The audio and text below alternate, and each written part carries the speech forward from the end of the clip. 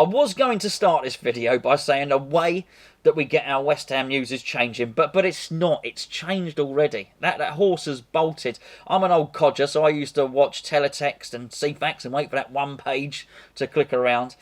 Maybe go and get a newspaper and open the paper and hope that one of those pages had a little column, a little something about West Ham. Maybe one of the journalists knew something about West Ham that I didn't. It was the same for all of us, but those days are gone.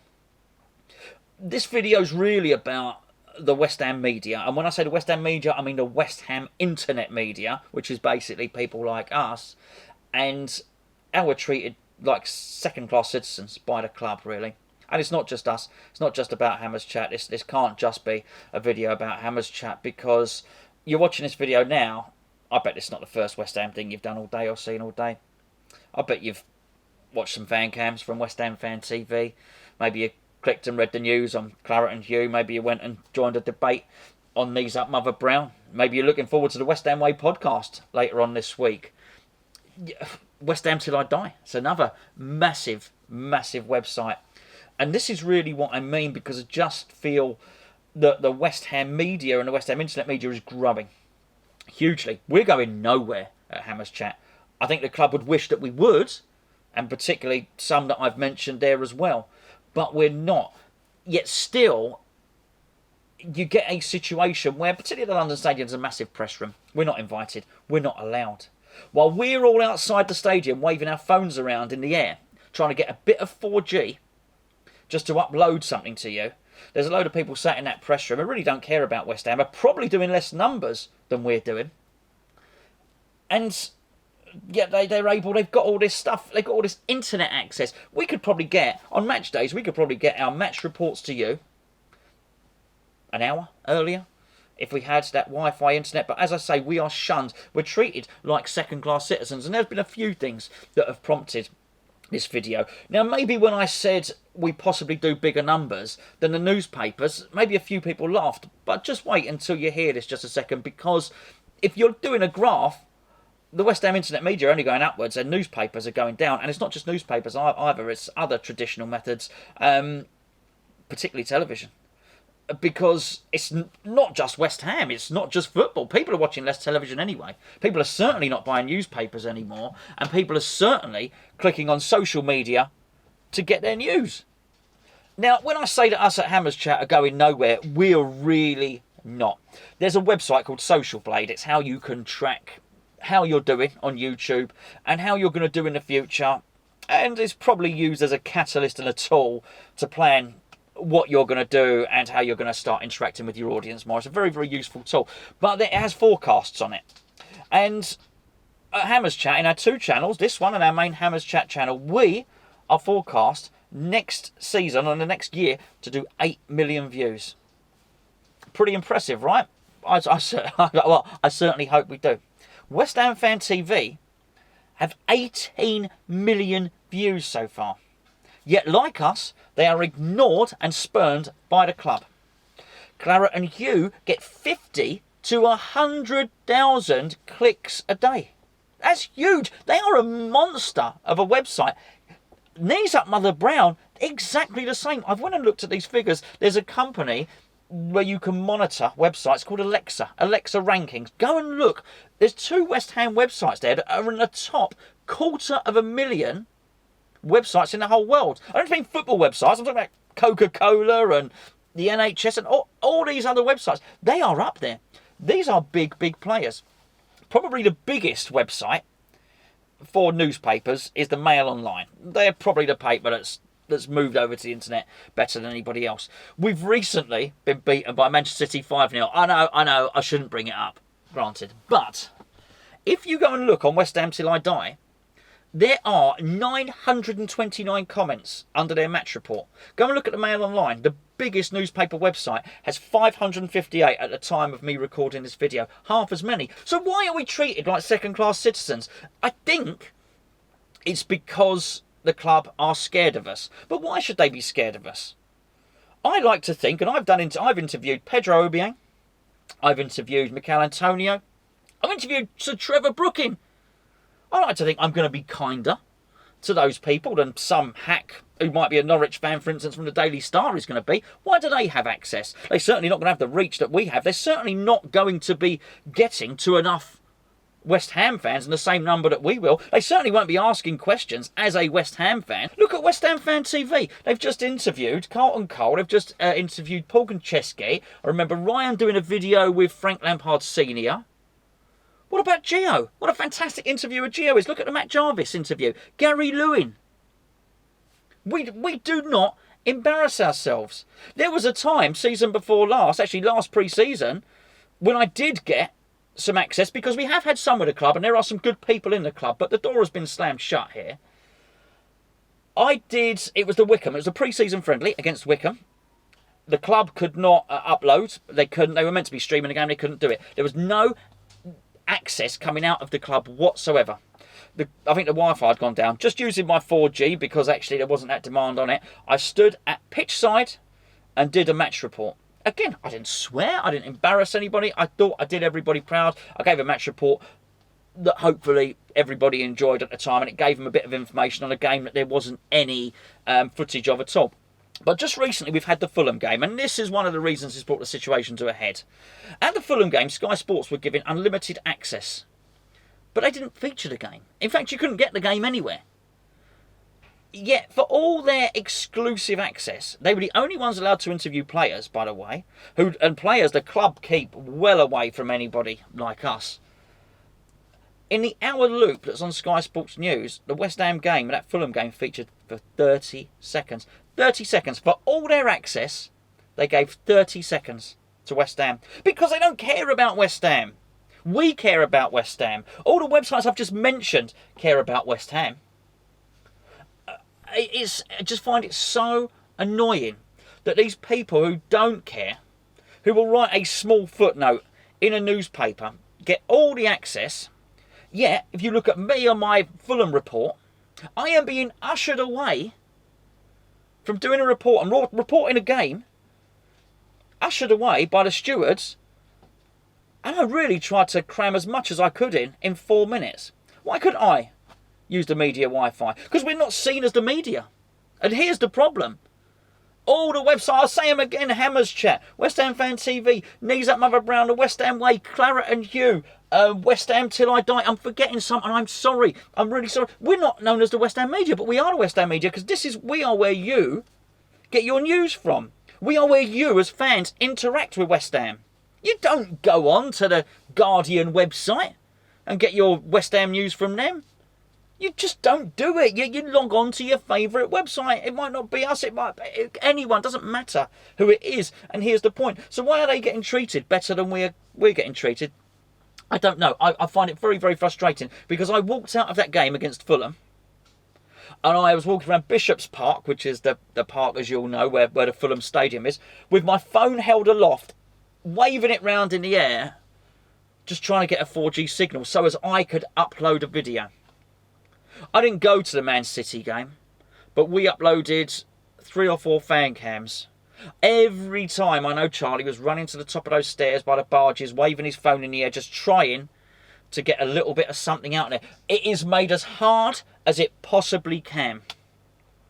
As I say, we're denied all access to the players. We're denied access to absolutely everything. Why can't we walk down to the front and do a pitch side report? What's wrong with that? Why are we being ushered out of the ground? Why are we treated as second-class citizens? Why can't Knees Up Mother Brown go and interview Jack Wilshere? I'll tell you something, actually, about Jack Wilshere. For the last 2 seasons, I have been allowed some access, because I used to have a lot at for the last season at Upton Park. Funny enough, it's the first place I ever met Graham Howlett. And actually, it was Claret and Hugh. It was Hugh put us in touch with David Sullivan, who allowed us in for access, and that was great. But the door was slammed shut.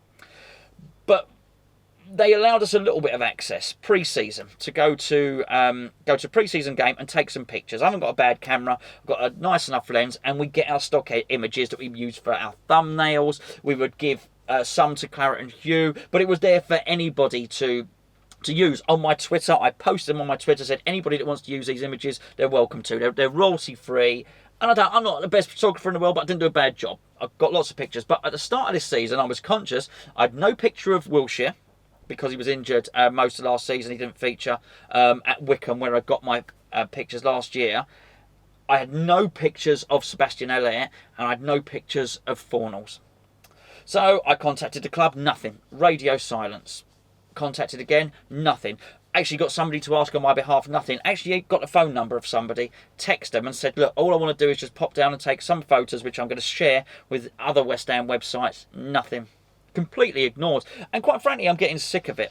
Because I like to think if we do an interview, we will ask questions from the fans' point of view.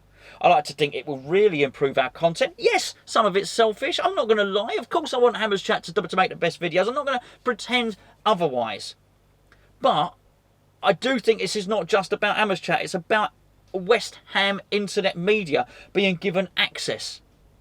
Because if I'm finding it frustrating, I know other people are finding it frustrating. In fact, when we did our 24-hour stream, we had Graham Howlett on. These Mother Browns have been running since the 90s. And he's been denied access. I mean, it's absolutely ridiculous. You're not going to get more West Ham than these at Mother Brown. I mean, it's crazy. It's absolutely crazy. Hugh himself was in the written press. He was a journalist. He saw the demise of newspapers coming. That's why he runs his site now. And I know not everybody likes every site, and I get it. But, come on, throw us a bone here. What about the West Ham way? Perhaps I shouldn't say it. Maybe I am going to say it. They did a really good job when they did an interview with Declan Rice. They won't get near Declan Rice now. But I don't think it's Declan Rice. I bet Declan would do the interview. I don't know. I'm saying it. I'm guessing. And I'll tell you why I'm guessing that. I'm guessing that because there was a West Ham player who I spoke to and agreed to do an interview with me. I was going to be nothing but nice. I really rate this player. Really do. I mean, it was going to be... And I'll be honest, I might have tried and got a sneaky shirt off of him for me man cave.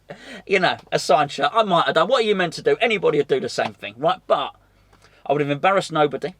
I would have done a decent video, I like to think. History certainly suggests I would. But he was told not to. He was told he couldn't do the interview with me, and it's not the first time. And I'm getting sick of it, and I'm not silly enough to think that this video will do anything. As pointless you guys putting pressure on. They're not listening. They don't really care. But I'm hoping that somebody from the club sees this video. And there are some good people at the club. Really good people at the club. We've mentioned them enough times. But there's definitely a policy whereby the people at the club are scared of us. They don't want to interact with us. And I'm just getting a little bit sick of it, actually. I'm getting a little bit sick of it. And I'm sort of hoping that somebody from the club watches this. And that they realise that all these old Jurassic means of following West Ham, all these people that have got their press passes, they're dying. They really are.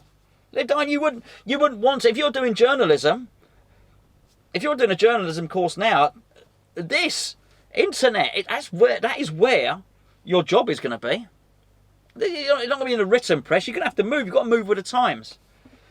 And I don't feel the club are moving with the times.